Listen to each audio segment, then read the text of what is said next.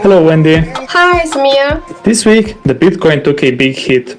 The market stayed deep in the extreme fear zone, and the geopolitical tensions kept getting worse. But interestingly enough, the primary market funding actually hit its highest level in the past 5 weeks. So, Wendy, how do you make sense of that contrast? Honestly, I think that's actually the most interesting thing to talk about this week. To me, it just shows that the primary market and the secondary market are looking at completely different time horizons. Yeah, most definitely. And can you give us the headline takeaway first? What was the biggest signal this week? So counter-cyclical capital is moving more aggressively into on-chain financial infrastructure. Looking at this week's data from the Synbo research report, total primary market funding camp is at over $374 million across 12 deals.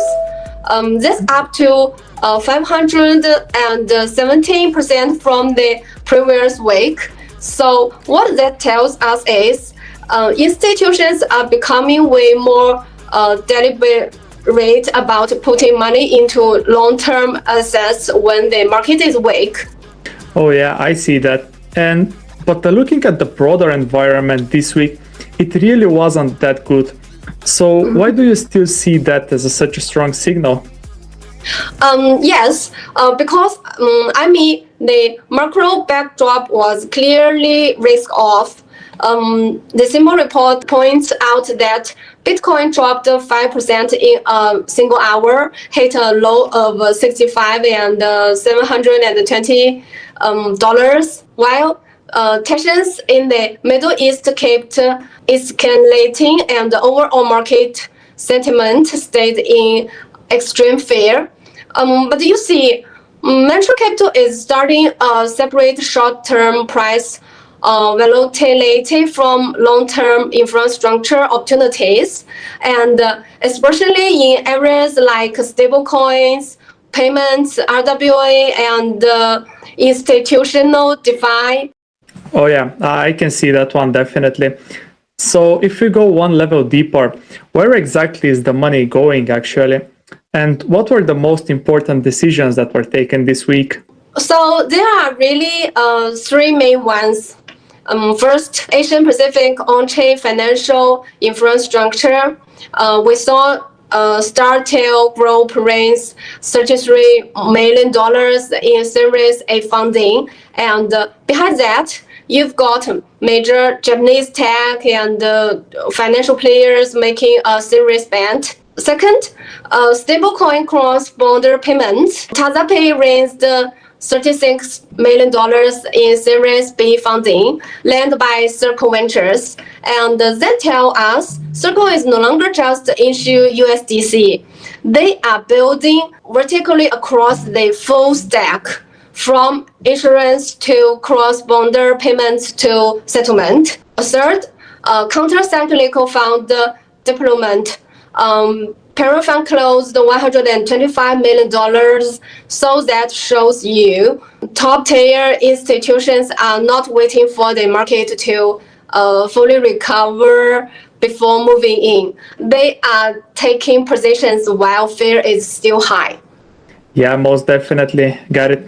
And I also, by the way, saw our latest announcement. It was that Synbo.io is now officially live.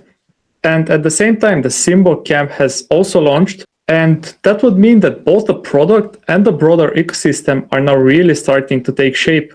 Exactly. And there's another important milestone here. The Synbo native token is now listed on Bitmart. So that means Synbo doesn't just have a clear product path and the ecosystem entire point. It's also gaining more direct market visibility and a real liquidity gateway. And yeah, honestly, I saw that. And to me, what really stands out the most is that Synbo is no longer just making progress as a product. The platform is live. we have the ecosystem that is currently recruiting, and the token is now listed. And all three of those key moves are happening at the same time. Yeah, exactly.